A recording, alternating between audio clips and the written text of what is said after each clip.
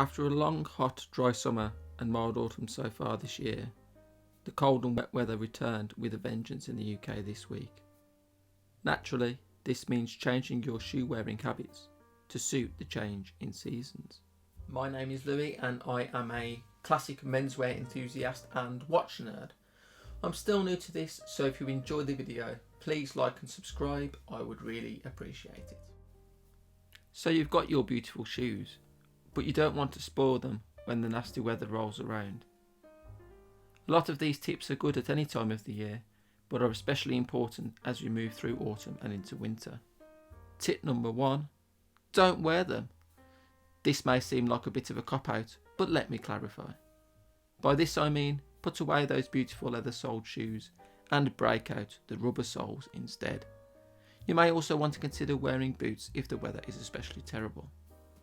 A lot of menswear experts consider rubber-soled shoes to be ugly, but there are many sleeker designs out there if you look in the right places.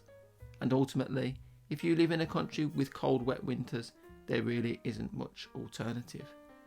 The easiest way to avoid spoiling your best shoes is, strangely enough, not to wear them at all. Tip number 2, buy beater shoes if you can afford to. This is what I've done by buying a pair of black cap-toe Oxfords with rubber day-night soles from Oliver Sweeney. They were relatively inexpensive, so if the worst happens and they get wrecked due to bad weather, I won't feel too sad about it. I intend to add a pair of brown shoes with rubber soles in the coming weeks, perhaps a split-toe derby with a pebble grain, and that should see me through until the spring. Tip number 3, rotate your shoes. Don't wear the same pair 2 days in a row. Give the leather time to rest and recover. If you don't have enough pairs of shoes to rotate, then taking them off as soon as possible and putting shoe trees in them is the next best option. Tip number 4, dry your shoes. If you do get your shoes wet, dab off any water with a dry cloth and then let them dry naturally in the open. Don't put them away in the closet, as the water may be absorbed into the leather and cause bubbles which are nearly impossible to remove. Don't put them by the fire or use a hairdryer on them either, as this may shrink or deform the leather, which would be a disaster. Tip number 5 is a follow-on from tip number 4.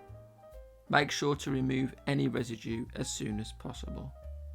Water is bad for leather, but leaves and dirt, and especially grit salt, is even worse because of its abrasive nature. It can be devastating to a beautiful pair of shoes. Tip number 6, condition and polish. If your leather does feel dry, use a conditioner to restore the leather. A conditioner helps to restore the natural oils found in leather. Also remember to polish your shoes, as this will provide a bit of extra protection. You don't need to do this all the time. Sometimes running a horsehair brush over the shoes after each wear is enough. Make sure to use high quality products like Saphir or similar brands to really take care of your shoes.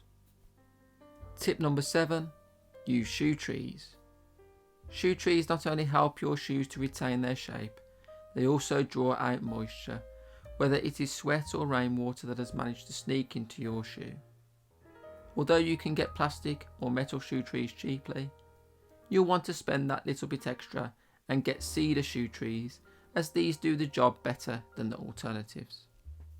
It is all well and good buying gorgeous, high quality and expensive shoes, but looking after your shoes is arguably more important and will save you a lot of money in the long run. Thank you for watching, and I hope to see you again soon. Bye now.